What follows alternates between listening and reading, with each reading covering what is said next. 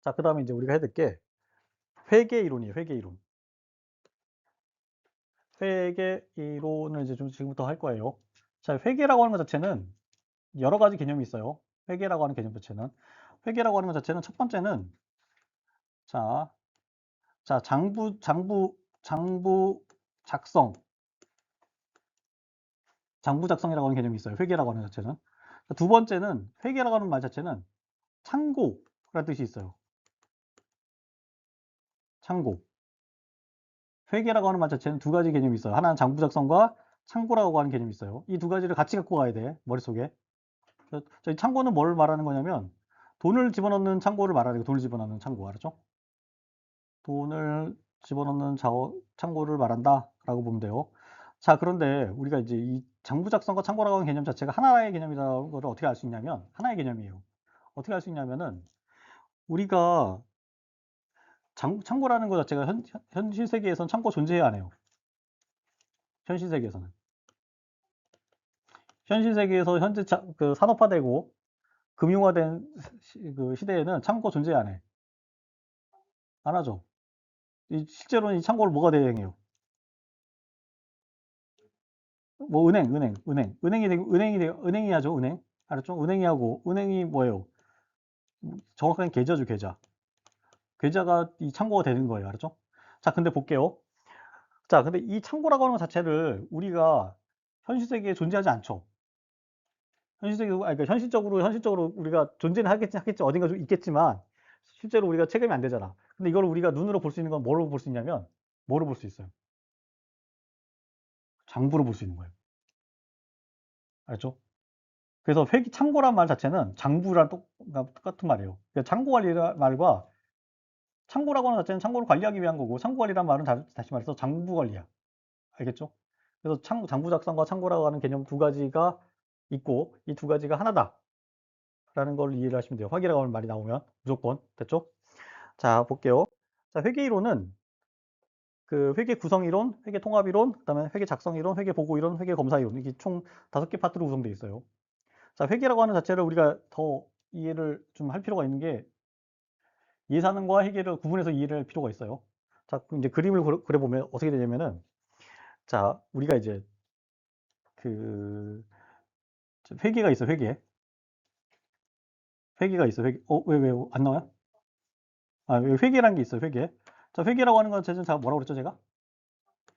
창고, 장부, 알았죠? 자, 표시가 되는 거는 장부로 표시된다 그랬죠? 근데 장부라고 표시될 때 장부로 이해될 때가 있고 창고로 이해할 때가 있어요. 알죠? 그 구분해서 보시면 돼요. 구분은 돼요. 쉽게 돼요.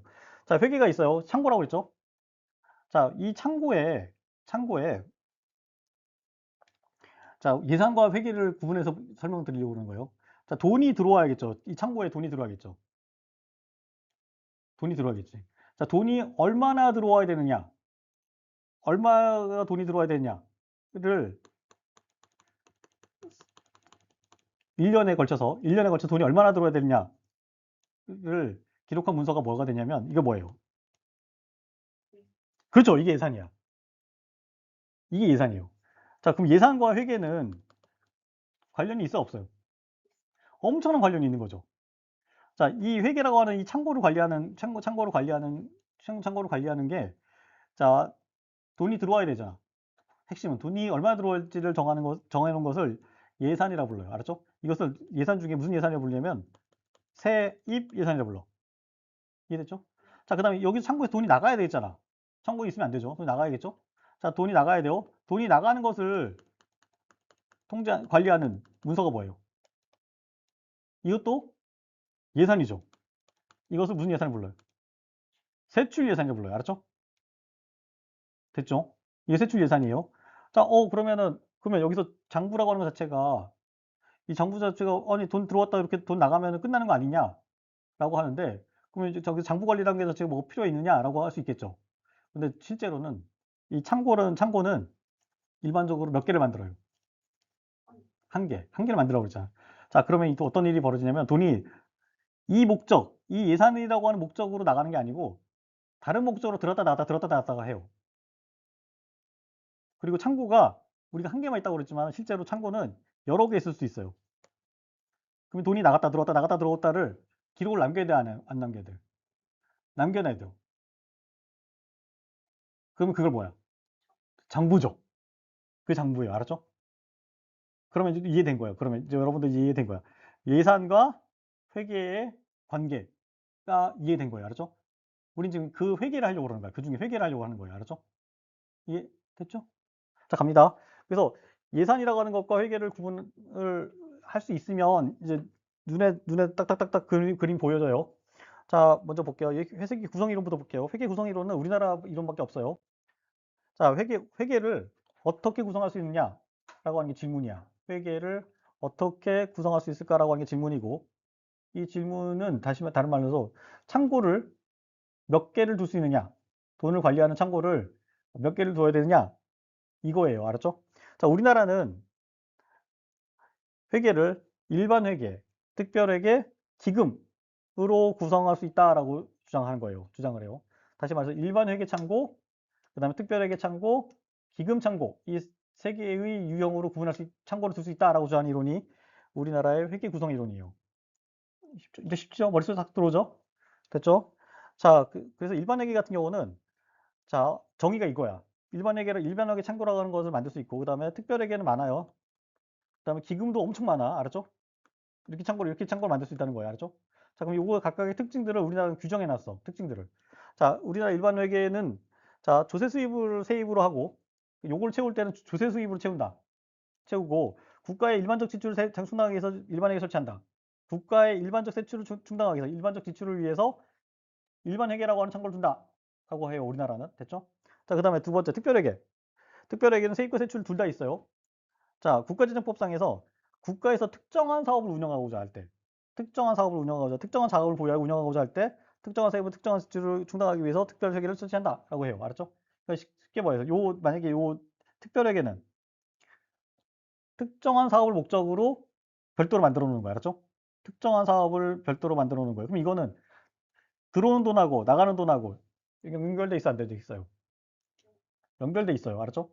자, 여기서는 들어오는 돈하고 이 돈이 어디 나갈지 알 게 뭐야? 알 수 있어, 없어요?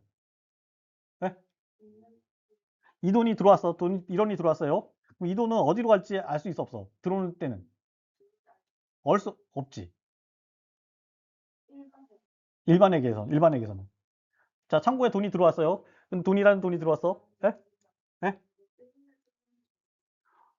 아, 이 돈이, 자, 세금을 걷었어. 세금 걷었어요. 근데 이 돈이 어디로 갈지, 최종 목적지는 알 수 있어, 없어요? 없지. 자, 우리가 창고에다가 1,000원을 넣었어. 1,000원 넣었어요. 창고에다 1,000원을 넣었어. 그 1,000원이, 이 돈이 국방비로 갈지, 복지로 갈지 알 수 없죠. 들어와 있을 때는. 됐죠? 그 1,000원 자체가 실제 그 돈, 그 자체가 모르죠. 됐죠? 자, 근데 기금 같은 경우는 특정한 세입을 특정한 세출을 하는 거야. 그럼 돈이 들어왔어. 그럼 이 돈이 어디 갈지 알 게 뭐야? 알 수 있어, 없어요? 있지. 요것을 특별회계라 불러요. 알았죠? 됐죠? 이해됐죠? 자, 이건 어떻게 충당하냐면 특정 수익과 일반 회계 전입금으로 충당해. 그러면 다시 말해서 요거는 일반 회계가 요거죠? 여기서 돈이 일로 들어오거나 이거 사용하기 위해서 들어오는 돈이 일로 들어와요. 알았죠?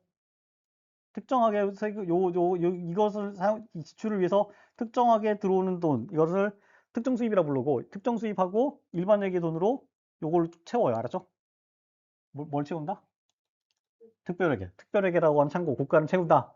라고 하면 돼요. 자, 이해됐죠? 자, 이제 기금 볼게요, 기금. 자, 기금은, 자, 특정한 목적을 위해서 특정한 자금을 신축적으로 운영할 필요가 있을 때, 여기서 이제 뭐가 들어가요? 운용이라고 하는 말이 들어가요. 운용. 알았죠? 운용이라고 하는 말이 들어가요. 자, 운용이라고 하는 말 자체는 쉽게 보면 돈놀이에요, 돈놀이. 돈놀이를 운용이라고 불러요. 알았죠? 그래서 우리 보통 보면은 우리 펀드를 누가 관리해요? 운용사들이 관리해요. 그러니까 삼성증권이 있고, 특정 회사 PPL 아니야. 삼성증권이 있고, 삼성 투자 뭐 운용어쩌 주식회사 뭐 이런 것도 있어요. 알았죠? 얘네들이 펀드를 운영하는 거야. 알았죠? 그래서 거기서 운용이란 표현 써요. 운용은 뭐예요? 돈놀이라는 뜻이에요. 돈놀이. 알았죠? 다시 말해서 돈놀이가 필요할 때, 이럴 때 뭘 만들 수 있다? 별도의 창구를 만들 수 있다. 라고 하는 거예요. 됐죠? 돈놀이할 때 별도 창고 만들 수 있고 그 창고 이름을 뭐라 부른다? 그거를 땡땡땡땡 기금이라 부른다 하는 거예요. 알았죠? 기금이라 붙인다 라고 하는 거예요. 개념적으로. 이해 어렵지 않죠? 어렵지 않죠? 자, 그러면 대표적인 게 뭐가 있냐면 국민 연금. 근데 연금도 기금이에요. 기금. 알았죠? 국민연금도 기금이요. 자, 돈이 들어왔어요. 돈이 들어와. 돈이 누구한테 돈이 들어와요? 자, 일반적으로 국민연금 국민들한테 연금 받아서 넣죠. 그럼 이 돈을 갖고 어떻게 해요? 우리가 예? 이 돈을 그대로 갖고 있다가 연금을 주는 거예요? 아니면은 투자를 해서 이익을 발생시켜서 다시 이걸 다 집어넣어 가지고 이 돈 갖고 주는 거야? 투자를 하죠. 투자. 알았죠? 투자를 투자. 그게 운용이야. 알았죠? 연금도 일종의 기금이다. 기금 창고에서 기금을 통해서 관리된다. 라고 보면 됩니다. 이해됐죠? 자, 여기까지 했고, 나머지 뭐, 금융성 기금, 비금융성 기금, 뭐, 이거 복잡한 내용은 나중에 문제 풀 때 한번 보면 돼요. 알았죠? 자, 여기까지 이해하시면 돼요. 자, 우리나라는 회계를 어떻게 구성한다? 일반, 응? 일반, 특별, 기금, 알았죠? 자, 특별 회계는 되게 많아요. 일반 회계는 명목상으로 하나야. 하나요. 계좌는 많을까요? 안 많을까요? 많을 수도 있어. 잘 모르겠어. 계좌를 하나로 운영하는지. 근데 계좌 하나로 운영하면은 돈이 몇 조가 들어갈까요? 60조. 뭐, 남아있는 돈도 있으니까, 막 되게 크게, 기금이 너무 커지겠죠? 계좌는 몇 개인지 모르겠지만, 아무튼, 명목상으로는 하나다. 특별회계는 여러 개, 기금도 여러 개. 알았죠? 요 개념만 이해하면 돼요. 자, 볼게요. 자, 그 다음에 두 번째 이론이 뭐냐면, 회계 통합 이론이에요. 회계 통합 이론. 자, 회계 통합 이론이에요. 자, 회계 통합 이론은 회계를 어떻게 통합할 거냐가 질문이야. 회계를 어떻게 통합할 거냐라고 하는 게 질문이에요. 자, 볼게요. 우리가 이제 각각 창고들이 많겠죠? 창고들이 많아요. 창고들이 수도 없이 많겠죠? 창고들이. 자, 근데 우리가 현재 돈을 얼마 갖고 있느냐? 궁금할까 안 할까요? 하겠죠. 근데 만약에 우리가 창고가 하나 있고 계좌가 하나면 이거를 우리가 돈 얼마 갖고 있는지를 알아내기 쉬울까 안 쉬울까요? 쉽지. 요것만 보면 되잖아. 그 잔액만 보면 되잖아. 자, 근데 이게 많으면 어렵죠. 알았죠? 자, 그래서 요것들을 묶어서 하나의 보고서로 만드는 작업을 해요. 이것을 뭐라 부르냐면 통합 예산이라 불러요. 통합 재정. 알았죠?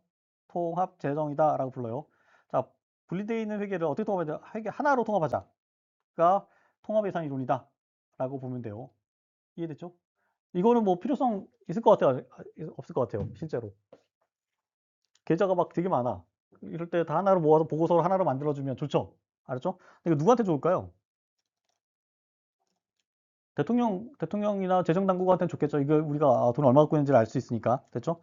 자, 특징 같은 경우는 이거는 이제 통합예산이라고 하는 개념 자체는 이제 일반 이론이에요. 우리나라 이론이 아니고. 자, 포괄성이라고 해서 일반회계, 특별회계, 기금 등이 포함된다. 알았죠? 다 포함된다. 그다음에 자, 경상거래와 자본거래를 구분한다. 알았죠? 경상거래와 자본거래를 구분한다. 경제적 분류한다라는 뜻이에요. 자, 우리가 경상거래, 자본거래 어떻게 구분한다고 그랬어요? 소모성 지출은 경상거래. 알았죠? 투자적인 지출들은 자본거래. 이렇게 구분한다고 그랬죠? 이게 제가 그냥 아주 쉽게 말씀드리는 거예요. 알았죠? 자, 그렇게 구분해서 표시를 한다라는 거예요. 자, 그다음 현금주의에 의해서 편성한다라는 거예요. 현금주의라고 하는 자체는 나중에 하겠지만은 실제로 돈이 계좌에서 나가고 빠져나가고 알았죠? 돈이 계좌를 기준으로 해서 돈이 있고 없고를 판단한다는 거예요. 자, 우리가 실제로 창고에 돈이 있어요. 실제로 돈이 있어요. 근데 이 돈은 대부분 나가야 될 돈이야. 근데 돈이 여기 돈이 창고 안에 있으면, 계좌 안에 있으면 그냥 그 돈이 있는 거로 치는 거야. 알았죠? 나가야 될 돈임에도 불구하고 이것을 뭐라고 부르냐면 현금주의라고 불러요. 알았죠? 현금주의라고 하는 거는 있는 그대로 계좌에 있는 그대로로 이걸 만든다는 뜻이에요. 알았죠? 됐죠? 여기 있는 돈 봐봐요. 여기 있는 돈 다 나가야 될 돈이 안 나가야 될 돈이야. 실제로는. 나가야 될 돈이 알죠? 근데 현금주의로 한다는 거예요. 자, 됐죠? 그다음 순계 개념. 이중거래, 내부거래를 배제한 그러니까 순수입 규모로 관리한다라는 거예요. 자, 근데 우리가 이게 순계 개념을 이해해요. 순계 개념 이해했었죠, 저번에. 자, 그러니까 실제로 우리가 들고 있는 돈만 하는 거야. 자, 우리가 만약에 100만 원을 만약에 걷었어요. 그럼 100만 원을 딱 창고 안에 들어와 있어. 근데 여기서, 여기서 이 100만 원을 걷기 위해서 우리가 얼마를 써야 돼요? 100만 원의 수입을 얻기 위해서는 증세를 해야 되잖아. 증세하려면 공무원도 있어야 되고, 뭐 이것저것 있어야겠죠. 돈 들어 안 들어요? 들겠죠? 그게 만약 10이라고 해볼게요. 그러면 실제로 이 100만 원이라는 돈을 들고 있다 하더라도 우리가 갖고 있는 돈은 얼마야? 실제로는. 90이지, 90. 90만 적는 방식이, 90만, 이거 빼버리고 90만 적는 방식이 순계 방식이야. 다 기록해, 다 모르겠다. 아예 몰라. 다 적어놔. 다 적어놔. 알았죠? 다 적어 놓는 것을 무슨 방식이다? 총계 방식이에요. 알았죠? 이해됐어요? 이제 순계 개념만 이해하면 돼요. 순계 개념. 근데 총계 개념은 어떻게 더 이해되냐? 하나만 더 나가면 이렇게 이해하면 돼요. 자, 우리가 만약에 이제 창고가 많죠?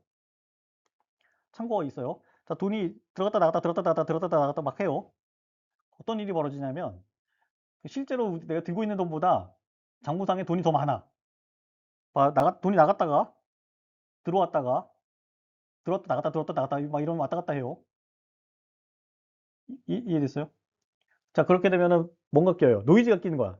노이즈를 다 없애버리고 순수하게 들고 있는 돈만 표시하는 방식이 순계 개념이에요. 알았죠? 이해됐어요? 됐죠? 자, 그래서 이중거래, 내부거래. 이걸 아까 돈이 나갔다 들어갔다 한 걸 이중거래, 내부거래라고 하는 거예요. 알죠? 이것들을 다 빼버린 것을 순계 개념이다라는 거예요. 자, 그래서 다시 통합예산은 개념적으로는 현금주의, 그다음 순계 개념을 쓴다. 그러니까 계좌에 찍혀 있는 값이 으로 이걸 만들고 여기에 만들 때 나가야 될 돈들 있죠. 나가야 될 돈들 이런 거 다 빼버린다는 거야. 알았죠? 두 번 기록된 건 다 빼버린다는 거야. 두 번 기록된 건 알았죠? 이게 순계 개념이다라고 보면 됩니다. 됐죠? 자, 장점 같은 경우는 정부의 지출 규모와 수입 규모를 정확히 제고할 수 있다. 정확성을 제고할 수 있다라는 거예요. 정부가 갖고 있는 지출과 수입의 규모를 정확하게 제고할 수 있다. 그러니까 현 시점에서 내가 얼마 들고 있는지를 정확히 할 수 있어. 이렇게 해놓으면. 내가 얼마 들고 있는지, 그 다음에 내가 얼마를 정확하게 쓸 수 있는지를 정확히 할 수 있어. 이거 갖고 있으면. 자, 만약에 장부상에 내부 거래 막 왔다 갔다 했어. 자, 그러면 돈이 막 나가고 들어가고 막 기록되겠죠? 자, 나갔다가 들어오고 막 이러면 세입이 막 잡혀요. 막 잡혀. 알았죠? 그러면 우리가 착각하는 거야. 아, 세입이 너무 많구나라고 판단해. 들어갔다 나오면. 그거 다 빼버리라는 거야. 알았죠? 이해됐죠? 자, 그럼 정확히 우리 알고 있겠죠? 그 다음에 이게 재밌는 게 뭐냐면 예산의 경제적 영향에 대한 분석력을 제고해요. 이건 어떤 개념이냐면 자, 우리가 이거를 할 때 요 문서를 만들 때 자, 경상거래와 자본거래를 구분해요. 그래서 여기 내용은 경상거래, 여기 자본거래 이렇게 구분해. 이렇게 구분한다는 거예요. 자, 근데 경상거래는 일반적으로 경제에 미친 영향이 특정 영향을 미치고 자본거래는 또 특정 영향을 미쳐요. 그걸 경제적으로 판단할 수 있어. 경제학적으로. 알았죠? 자, 만약에 우리가 자본거래의 규모를 알거나 알게 되면 어떤 특정 영역의 경제적 영향을 알 수 있어 없어요? 있어요. 알았죠? 만약에 돈이 뭉쳐져 있으면 그냥 아무 의미 없이 그냥 뭉쳐져 있어. 그럼 이 돈이 어디 영향을 미치는지 알 수 없지만 자본적 지출에 대해서 얼마다라고 하면 이 돈이 어디 영향을 미치는지를 판단해 볼 수 있어요. 알았죠? 자, 그래서 예산의 경제적 영향에 대한 분석력을 제고시킨다라는 거예요. 다시 말해서 경제적 영향을 판단해 볼 수 있는 기초 자료가 된다라고 하는 거예요. 알았죠? 자, 이거와 유사한 게 뭐 있어요? 이거와 유사한 게 분류 중에 품목별 경제 성질별 분류예요. 알았죠? 경제 성질별 분류를 하게 되면 영향을 미칠 수 있어요. 그러니까 판단해 볼 수 있어요. 알았죠? 됐죠? 자, 그럼 다시 말해서 통합예산도 일종의 경제 성질별 분류를 한 거야. 다 모아서 경제 성질별 분류를 한 거야. 알았죠? 그렇게 보시면 됩니다. 알았죠? 어렵지 않죠? 자, 우리나라 같은 경우는 통합예산을 운영하고 있어요. 우리나라는 1997년부터 통합 재정 수지라고 하는 이름으로 통합 예산을 운영하고 있어요. 그래서 우리나라는 통합 재정 수지라고 해서 월별로 매월 만들어. 매월 우리나라 잔고 돈이 얼마 있는지를 딱딱딱딱 매번 찍어줘요. 알았죠? 자, 그래서 범위는 일반회계, 특별회계, 기금, 그다음에 전세차감 도입부, 세제기기금 이런 것들이 다 포함된다. 라고 보시면 돼요. 자, 그다음에 이제 약간 재밌는 거는 우리나라 같은 경우 이렇게까지만 알고 계시면 돼요. 알았죠? 이렇게까지 우리나라는 일반회계, 특별회계, 기금, 그다음 전대차관 도입분, 세계기금까지 포함해서 뭘 만들었다? 통합 예산을 만든다. 알았죠? 통합 예산을 만든다. 통합 재정을 만든다. 알았죠? 통합 재정 수지를 만들었다라고 보면 돼요. 근데 더 특징 또 여기까지 봅시다. 알았죠? 이해됐죠? 자, 나머지 세부적인 내용들은 더 수업하면서 말씀드릴게요. 자, 그러면 이제 회계 작성 이론을 할 거예요. 회계 작성 이론. 그러면 이제 회계가 장부죠, 장부. 자, 창고가 장부로 표시된다고 그랬죠. 자, 회계 작성, 그 장부를 어떻게 작성할 거냐에 관한 이론들이 지금부터 할 거예요. 알았죠? 자, 먼저 기장 방법 이론과 인식 방법 이론이 있어요. 자, 기장과 인식 방법 이 두 가지 이론이 있고, 먼저 기장법부터 볼게요. 기장은 단식부기와 복식부기로 구분돼요. 자, 단식부기와 복식부기로 구분된다. 됐죠? 전공이 뭐라고 그랬죠? 화학이라고 했죠. 그럼 이런 거 안 해봤겠네. 전혀 모르겠네요. 자, 어떻게 기장할 수 있느냐라고 했을 때, 자, 기장이라고 하는 거는 장부에다가 적는 거야. 적는 거를 기장이라고. 그럼 어떤 방식으로 할 거냐? 어떤 방식으로 적을 거냐가 이제 기장 이론이라고 보시면 돼. 기장 방법 이론이라고 보면 돼요. 자, 단식부기는 수입과 지출의 변화를 단일 항목으로 기장할 수 있다. 수입이 있고 지출이 있어요. 자, 그러면 이제 이 항목이 하나밖에 없는 거야. 수입, 지출, 수입, 지출, 수입, 지출 이렇게 적는 거야. 알죠? 자, 그러면은 수입은 플러스, 마이너스 발생하면 최종적으로 뭐예요? 남아있는 돈. 알았죠? 이렇게 적는 방식이 무슨 방식이다? 단식북이다. 라는 거예요. 이걸 이제 고상하게 수입과 지출의 변화를 단일 항목, 한 줄로 적는 거, 한 줄로. 알았죠? 한 줄에다 다 때려 넣는 것을 단식북이다. 라고 보면 돼요. 자, 이거 장점 같은 게 뭐가 있냐면 이게 처리 효율성이 높겠죠. 이건 그냥 뭐 고민할 거 없잖아. 그러니까 수입이 있으면 적고, 그 다음에 지출이 있으면 적고, 알았죠? 이 방식이 단식북이다. 라고 보면 돼요. 자, 근데 한계점은 부채 등 파악이 불가능하다라고 하는 것 자체가 이제 한계점이다라고 보면 돼요. 자, 그다음에 이제 복식부기 할 거예요. 복식부기. 자, 복식부기는 자, 한 줄이 아니야. 이번에는 두 줄이야, 두 줄. 자, 차변과 대변으로 나누어서 자산, 부채, 자본의 변화를 차변과 대변으로 나눠서 기장할 수 있다라고 주장한 이론이 복식부기예요. 자, 그래서 이 장부를 만들 때 두 줄로 만드는 거야. 차변과 대변, 차변하고 대변 이렇게 두 개 나눠서 여기에다가 자산, 부채, 자본의 변화를 적는 거야. 이렇게 적는 방식이에요. 이게 복식북이다라고 보면 돼요. 어렵지 않죠? 복식북이 자체도. 자, 근데 여기서 중요한 거는 자산, 부채, 자본이야. 근데 자산 이 세 개의 삼자의 관계는 뭐냐면 자본은 자산 플러스 부채를 자본이라고 불러요. 알았죠? 자, 자본이라고 하는 개념 자체는 내가 동원할 수 있는 자원을 자본이라고 불러. 내가 동원할 수 있는 거는 근데 일단 내가 갖고 있는 거가 자산이겠죠? 내가 갖고 있는 거 플러스 빌린 거 이 두 개 합쳐서 내가 동원할 수 있는 거예요. 자, 우리가 이거 어떻게 할 수 있냐면은 현금 얼마 갖고 있어요? 100원을 100만 원 갖고 있다고 할게요. 근데 그게 자본일까 아닐까요? 여러분들. 자본이 아니에요. 자본이 되려면 자본은 더 커요. 100만 원보다. 왜냐면 뭘 할 수 있어 우리가. 그렇죠. 신용카드 쓸 수 있잖아. 근데 빌릴 수도 있잖아. 그러면 거기도 더 커진 거. 그 합친 것을 자본이다라고 부른다는 거예요. 알죠? 이 삼자의 변화를 차변과 대변에 나눠 적는 방식을 복식북이다라고 불러요. 알았죠? 복식북이. 여기서 자, 이 복식이라고 하는 자체가 두 개의 항목 이런 뜻이에요. 알았죠? 자, 이게 이제 뭐가 재밌는 거냐면은 자, 차변에는 자산의 증가, 부채의 감소, 자본의 감소, 바이오의 발생. 그다음에 자산의 감소, 증가, 자본의 증가, 수익 발생. 이거 적는 거예요. 이렇게 적으면 어떤 일이 벌어지냐면 이 두 개가 딱 맞아요. 이해됐어요? 이 방식대로 적으면 양자가 딱 밸런스를 맞게 만들어 놨어요. 이 조합 자체가. 됐죠? 자, 그러면 제대로 적어놨으면 딱 맞게 되었어요. 그러면 이게 이렇게 이 방식대로 하면은 자기 검증이 돼야 안 돼요. 자기 검증이 되는 방식이야. 알았죠? 이 장부가 제대로 적혔는지 안 적혔는지를 이것만 보면 알 수 있어. 알았죠? 물론 다른 착오로 인해서 이 장부가 잘못됐는지 파악 못하는 경우도 있을 수 있어요. 알았죠? 근데 일반적으로는 제대로 장부를 작성했는지 못 썼는지를 이 문서만 보면 알 수 있어요. 알았죠? 이게 복식보기의 특징이다라고 보면 돼요. 자, 그래서 장점이 뭐가 있냐면 일단 첫 번째, 회계기를 검증 가능성. 아까 말씀드렸죠. 그 내용이에요.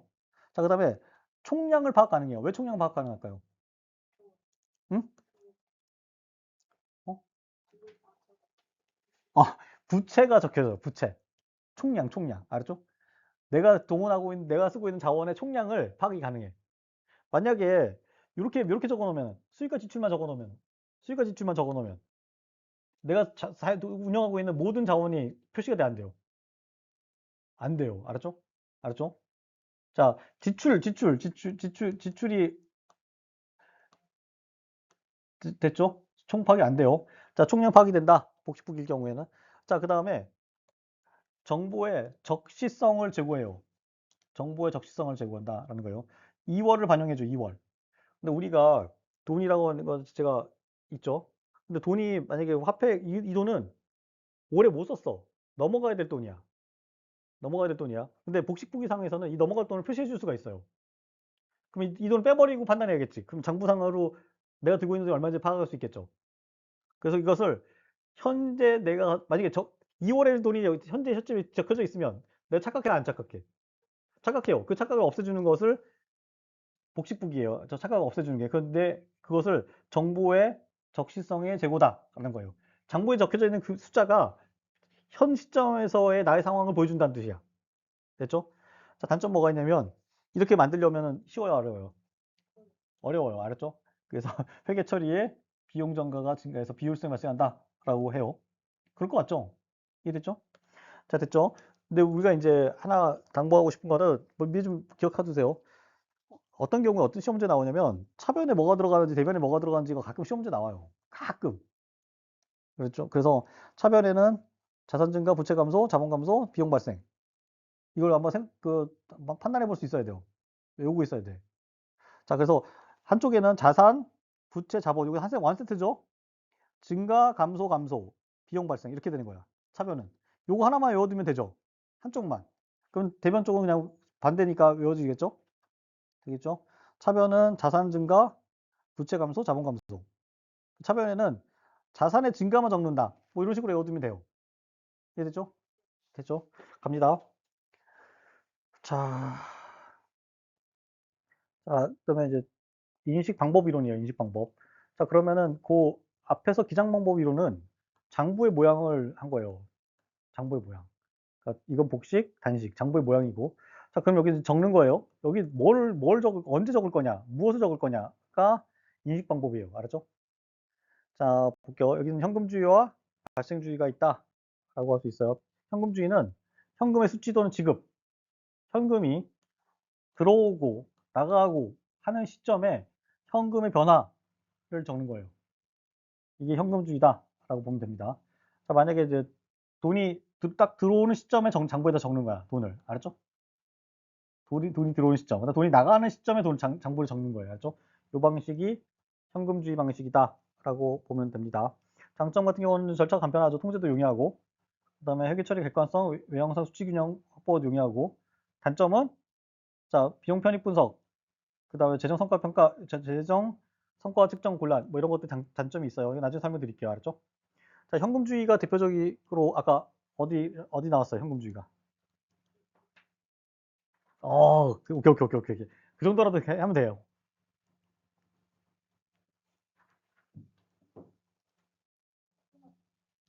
그렇죠. 자, 통합 예산에 나오죠. 통합 예산, 통합 재정, 예산, 통합 재정이 나온다. 통합 재정이 현금주의 방식이다라고 보면 돼요. 자, 발생주의 볼게요. 발생주의. 자, 발생주의는 현금의 유입과 유출이 아닌 자, 수익과 비용의 발생을 거래로 인식할 수 있다라고 주장하는 이론이 발생주의예요. 자, 다시 말해서 발생. 다시 말해서 우리가 어떤 시점에 돈이 나간다는 얘기는 그 전에 무슨 사건이 있겠죠. 대부분 그게 뭐 계약이야, 계약. 어떤 계약을 하고 나서 돈은 우리가 일반적으로 우리는 일반적으로 일반인들은 계약을 어떻게 해요? 일반인들은 계약이 어떻게 이루어지냐면 일반인들 우리 일상에서 계약은 즉각적 이루어져요. 물건 산다고 말하고 나서 1분 몇 초 안에 거래가 이루어져. 그런데 큰 계약, 큰 거래들 있죠. 작은 계약 거래들 말고 큰 거래들은 자 계약이 있고 계약 시점이 있고 그다음에 돈이 지급 시점이 있어. 그래서 계약 시점과 지급 시점 내가 뭘 하겠다라고 말하는 시점하고 돈이 나가는 시점하고 차이가 있어요. 알았죠?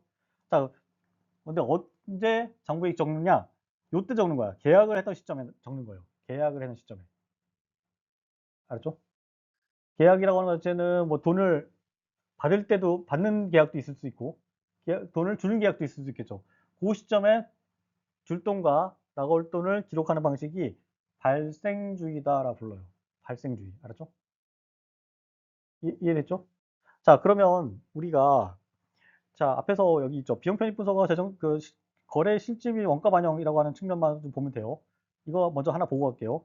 자, 만약에 발생주의로 하게 되면 자, 우리가 물건을 특정한 어떤 물건을 만약에 남한테 공급하기 위해서는 물건을 사겠죠. 물건을 누구한테 공급하기 위해서 물건을 사. 물건을 물건을 산 게 돈은 언제 줘요? 돈은 나중에 주지. 물건 샀어요. 우리가 보통 한 개면 바로 주잖아. 바로 직거래 하잖아. 근데 만약에 뭐 100만 개, 200만 개야. 근데 물건은 일단은 물건은 사. 계약을 해요. 자, 근데 그게 장부에 반영돼 안 돼요. 발생주의면. 바로 발생되지. 계약할 때 바로 반영되죠. 자, 그러면은 원가에 원가 우리가 이 우리가 어떤 물건의 원가를 계산하는데 그 비용들이 미리 다 반영이 돼 버려요. 그래서 원가를 계산해 볼 수 있어. 이 장부상으로. 발생주의 같은 경우. 이해됐어요? 이해되죠? 자, 근데 봐봐요. 우리가 현금주의 경우에는 돈이 언제 나가? 현금주의 경우에는 돈이 언제 나가요? 한참 있다 나가잖아. 한참 있게 들어오거나. 혼자 우리가 물건값을 많이 우리가 물건값을 지불은 언제 해? 한참 있다가 나중에 최종적으로 물건 받고 나중에 지출하는 경우 있죠. 있죠. 그러면은 그 순간에 원가 계산이 돼요, 안 돼요? 우리 그 물건을 만들 동안에 그 원가 계산이 돼야 안 돼? 안 돼요. 알았죠? 그 물건을 만드는 시점에 모든 지출들을 한꺼번에 다 작성할 수 있어. 발생주의라 할게요. 그 물건과 관련된 모든 지출과 수입을 특정 시점에 실시간으로 다 반영해서 원가를 계산해 볼 수 있어요. 근데 만약에 현금주의 같은 경우는 나갈 돈 나중에 기록되겠죠. 그럼 특정 시점에 원가를 반영할 수 없어. 없어요. 알았죠? 됐죠? 그 차이예요. 예, 되는 걸로 믿을게요. 자, 장점 같은 경우는 재정의 실질 객관성 확보할 수 있다. 자, 감가상각비, 유통부의 자산의 변동 등을 인식할 수 있다. 이런 뜻이에요. 그러니까 부채나 자산의 변동, 감가상각비 이런 것도 다 반영시킬 수 있어요. 알았죠? 감가상각이라고 하는 것 자체는 우리가 어떤 물건을 사면은 사는 순간부터 감가상각이 발생해. 이게 이제 기능이 떨어지는 거죠. 자동차 같은 경우는 자동차 사면은 자동차 1년, 2년마다 감가가 그 기능이 떨어지죠. 그거를 빼주는 거야. 자, 만약에 이걸 발생주의가 아닌 경우에 어떤 일이 벌어지냐면 이 물건이 들고 있고 운영을 해요. 근데 실제 가치는 어때? 처음에 있을 때랑보다 가치가 떨어져요, 안 떨어져요? 떨어지는데 안 반영되겠죠. 만약에 발생주의를 안 쓰면. 그대로 있는 거야. 그러면 우리가 착각해, 안 착각해? 이거는 똥값인데 장부상으로 가격이 있다고 하면 안 되죠. 됐죠? 자, 그래서 발생주의를 하게 될 경우에 객관적, 실질적 객관성을 확보할 수 있어요. 되죠? 자, 됐죠? 자, 그다음 경영성과를 파악하기 용이하다라는 거예요. 경영성과. 자, 경영성과를 파악하기가 용이하다라는 거예요. 경영성과라고 하는 건 일반적으로 그 기간이 있어요. 기간. 어떤 특정 기간을 둬요. 됐죠? 근데 자, 특정 기간을 끊을 수 있잖아요. 기간이 있는데 실제로 이 기간 안에 이루어졌던 성과들인데 돈이 나중에 들어와. 돈이 나중에 들어오면 만약 현금주의로 하게 되면은 이 기간에 있었던 성과가 반영돼 안 돼요. 안 돼요. 근데 발생주의로 하게 되면은 돈은 안 들어왔지만 이 시기에 성과가 파악이 돼야 안 돼요. 파악이 돼요. 그래서 경영성과 파악이 용이하고 자, 복식부기와 결합되면은 자기 검증적으로 회계 오류도 시정할 수 있다라고 볼 수 있어요. 알았죠? 근데 이거는 복식부기 자체가 갖고 있는 회계 오류 시정 기능이라고 보면 돼요. 알았죠? 아까 복식부기라고 하는 것 자체는 그 문서 자체 안에서 오류를 판단해 볼 수 있다고 그랬죠. 근데 이게 발생주의가 복식주의가 연결되면 회계 오류 시정 가능해요. 알았죠? 이거는 됐죠? 이해됐죠? 자, 그다음에 자, 정보의 적시성 확보 및 원가 산정이 가능하다. 이건 아까 설명드렸어 방금 추가로 알았죠? 이런 장점들이 있어요. 자, 단점 같은 경우는 이렇게 하려면 쉬울까요, 안 쉬울까요? 어려워. 왜 그러냐면 감가상각을 얼마로 해야 되느냐, 얼마로 해야 되느냐 이런 거 따지기 쉬울까요, 어려울까요? 어려워요, 알았죠? 어려워요. 자, 왜냐면 이게 각 누가 봐도 이걸 인정해 주는 게 있겠죠. 그러니까 이 발생주의로 막 작성을 했어. 작성했는데 누가 봐도 인정해 줘야 되죠. 근데 누가 봐도 인정해 주는 기준을 알고 있는 사람이 작성해야겠죠. 돈이 들까 안 들까요? 전문가가 데리고 와야 돼. 알았죠? 됐죠? 자, 감가상각을 내가 3%씩 5%를 해놨는데 다른 사람들이 이거 인정 안 해줘. 그러면 이 장부가 의미가 있어 없어? 없어요. 그러니까 전문가를 데리고 와야 돼. 그러면은 회계 인정의 숙련도 제고와 절차 증가로 비용 증가가 한다. 되는 거예요. 됐죠? 이게 발생주의다라고 보면 돼요. 발생주의는 무엇을 기록한다? 계약. 알죠? 쉽게 말해 계약을 기록한다. 계약 시점에 기록한다. 라고 보면 돼요. 자, 현금주의는 입출금 시점에. 이해됐어요? 입출금 시점과 계약 시점 다르죠? 됐어요? 우리는 어떻게 해요? 우리는 계약을 어떻게 우리 상점에 가서 이게 뭐야? 이게 뭐야? 이게 계약이야. 돈을 주는 거는 입출금이죠. 이게 붙어 있어 안 붙어 있어? 붙어 있죠. 우리는 근데 일반적으로 막 엄청 큰 물건 뭐 공장이라든지 물건이라든지 장비라든지 이런 것들은 어떻게 해요? 자, 사겠다고 해놓고 돈은 언제 줘? 하고 주거나 상황마다 다 달라요. 우리는 바로바로 거래하지만은 바로바로 그 교환이 되지만은 그 대규모에서는 어떤 일이 벌어지냐면 그 간격이 발생해요. 그것을 완화시키기 위한 방법이 그게 그게 그 상황에서 언제 기록한다? 발생했던 시점에 기록하는 방식이 발생주의다. 알았죠? 그러니까 지출이라고 하는 것 자체는 언제든 발생할 거야. 그러니까 수입이라고 지출이 언제 발생하지만 그 수입과 지출이 원인 행위가 발생했을 때 적는 방식이 발생주의다라고 보면 돼요. 그렇지 않죠? 자, 갑니다. 자, 그다음 회계 보고 이론. 이 회계 보고 이론은 이것도 이제 시험 문제 요즘에 가끔 출제가 돼요. 자, 이제 우리나라 이론인데 어떻게 보면 어떠냐면 자, 무엇으로 회계를 보고할 수 있냐라는 거예요. 자, 앞에서 설명드렸죠. 자, 우리가 이제 이게 회계라고 했어. 회계는 뭐라고 그랬어? 다시 다른 말로. 장부. 장부는 창고고. 요 개념이요. 자, 그럼 여기 들어오는 돈은 어떻게 적는다? 예산. 그다음에 그럼 계획인 거죠, 계획. 이것도 예산.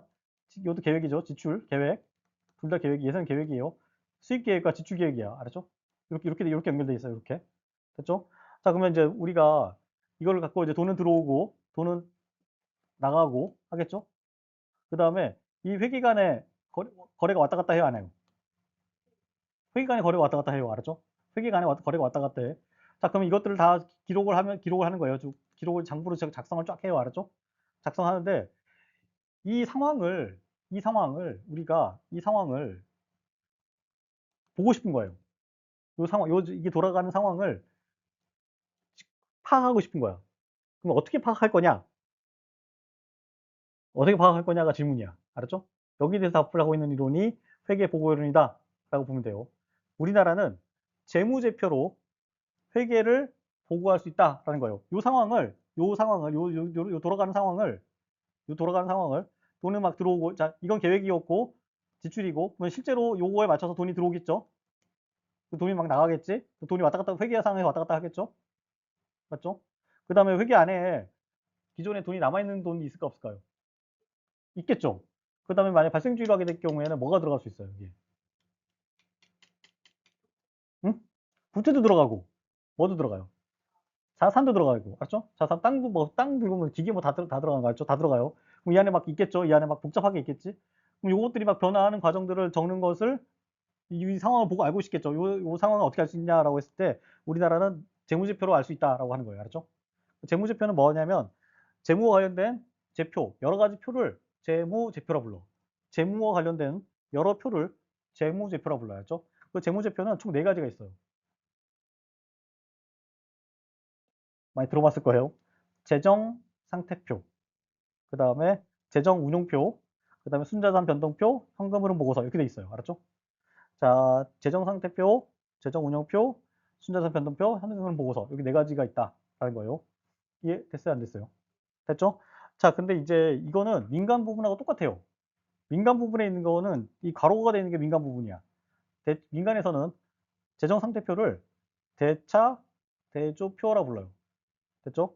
그 다음에 민간에서는 손익계산서를 재정 운영표라 부르고 그다음 이렇게 부른다는 차이가 있을 뿐이에요. 알았죠? 자, 그래서 우리가 뭘 알고 있어야 돼요? 재정 상태표, 재정 운영표, 순자산 변동표, 현금 흐름 보고서. 이 4가지 보고서를 가지고 여기 돌아가는 꼬라지를 이 돌아가는 모양을 알 수 있다라고 주장한 거예요. 알았죠? 이해됐어요? 안 됐어요? 자, 그래서 볼게요. 대체대조표는 어떻게 생겼냐면은 이렇게 쓰는 거야. 차변과 대변을 나누고 자산과 부채를 이렇게 표시하는 거야. 알았죠? 이게 무슨 무식 무슨 뭐게요? 이게 복식부기. 알았죠? 복식부기 방식으로 보여주는 게 재정 상태표다라고 보면 돼요. 자, 그다음에 그 재정 손익계산서는 자, 수익하고 비용하고 비용, 수익 비용 그다음에 그 수익, 비용 요 차이 요걸로 수익하고 비용으로 보여주는 거야. 이 회계가 돌아가는 꼬라지를. 알았죠? 이해됐어요? 자, 그다음 순자산 변동표는 아까 우리 자산 있었죠, 자산. 요 안에 자산 있다고 회계 안에 자산 있다고 했어 안 했어요? 만약 이걸 복식부기로 작성한다 그러면 발생주의 적으면 여기 자산이 들어가야 안 들어. 복식부기로 하면 여기 자산 들어가 안 들어가요? 자산 들어가잖아. 맞죠? 복식부기로 하면 이 회계 안에 자산이 들어가 안 들어가? 들어가죠. 자산이 왔다 갔다 하는 것을 한 것을 순자산 변동이라고 불러요. 알았죠? 그다음에 현금 흐름 보고서. 최종적으로 현금 흐름이 얼마나 되는지를 판단하는 것을 현금 흐름 보고서다라는 거예요. 이 4가지 문서를 가지고 이 회계와 예산이 어떻게 돌아가는지를 볼 수 있다라고 주장하는 이론이에요. 알겠죠? 언더스탠드 됐어요? 자, 자, 그럼 문서 몇 개? 우리나라는 4개. 재정 상태, 재정 운영, 그 다음에 순자산 변동, 현금 흐름 보고서. 알았죠? 자, 재정 상태표는 대차대조표라고 부른다. 민간에서는 대차대조표라고 불러요. 민간 회계는 대차대조표라고 부르고, 손익계산서, 재정 운영표는 손익계산서라고 부른다. 손익계산서는 민간에서 부르는 말이에요. 알았죠? 자, 그래서 요 2개를 같이 물어보는 경우가 있어요. 시험에서. 알았죠? 이해됐죠?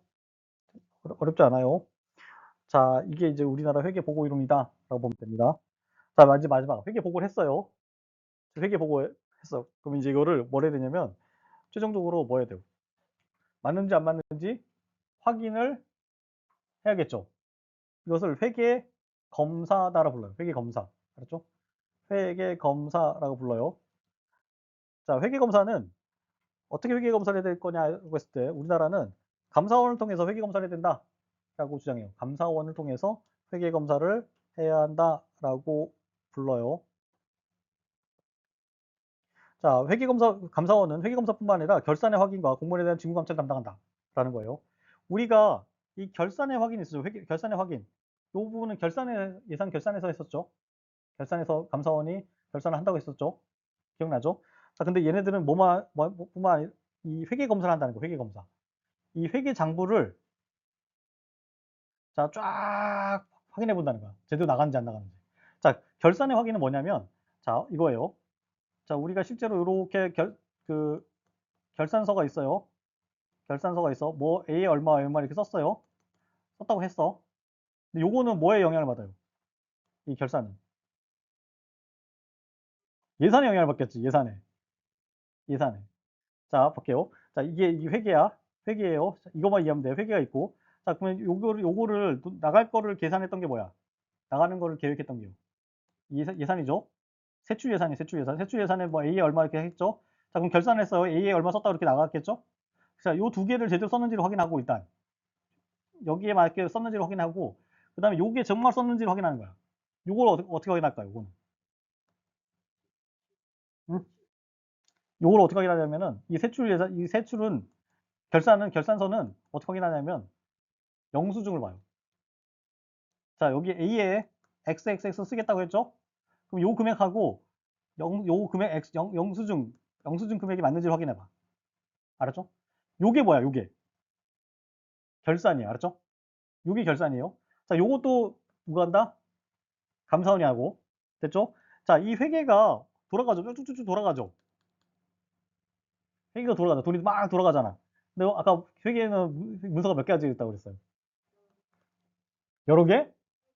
네 개, 네 개, 네 개, 네 개. 이게 맞는지 안 맞는지를 보는 거예요. 이거는 실제로 나가겠다고 계획했던 돈이 나갔느냐를 확인하는 거고, 결산은. 회계 검사는 좁혀서 보면 어떤 거냐면, 회계는 좁혀서 보면 어떤 거냐면은, 자, 이 장부가 맞느냐, 안 맞느냐. 자, 뭐, 아까 뭐라고 그랬어요? 부채하고, 자본, 그 다음에 자산. 이게 맞냐, 안 맞냐를 따져보는 거야. 알았죠? 누가? 감사원이 따져본다는 거야. 알았죠? 이것을 회계 검사다라고 불러요. 알았죠? 이해됐죠? 두 가지를 다 가는 거야.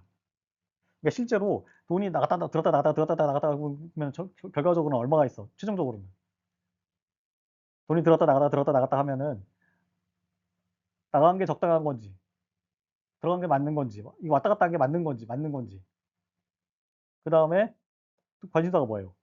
이렇게 해서 최종적으로 남아있는 돈이 실제로 있는지 이런 걸 따져보는 게 회계검사다라는 거예요. 이해됐어요? 결산과 회계검사는 엄격히 보면 차이가 있다 없다 있어요. 알았죠? 결산은 예산대로 돈을 썼느냐를 따져보는 거고 그 다음에 그 돈이 나가는 과정에서 자금 관리해야겠죠. 돈을 막 왔다 갔다 해야겠지. 그 한 것이 맞느냐. 그 다음에 그걸 전체적으로 관리하는 자료가 재무지표가 있는데 그 재무지표 맞느냐 따져보는 거예요. 알았죠? 그 두 가지가 있다라고 보면 됩니다.